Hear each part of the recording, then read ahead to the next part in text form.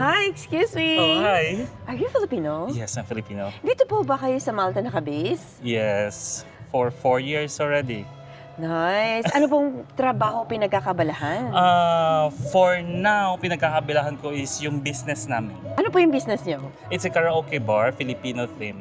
Pwede po bang makita? Yes, of course.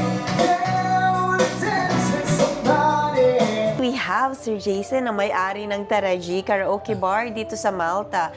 Ano pong hinanda niyo sa amin for today? So, naghanda kami ng few foods na bestsellers sa restaurant namin, which is sisig, kare-kare, with the deep fried pork.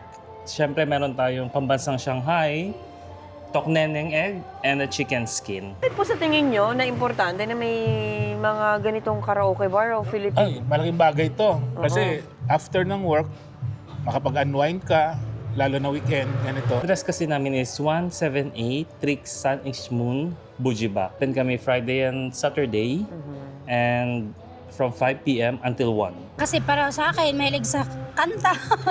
Ito pinakamaganda talagang outlet. Every Saturday, nandito talaga kami. But then we have this strategy para makapag-unwind kayong lahat, para ma-release yung stress nyo. May karaoke kami, and we have the drinks and food. So, tatry natin ang Manila Sunset. So good! Nakakamiss ang Manila. Maraming salamat po sa mga sumuporta na sa amin from last year.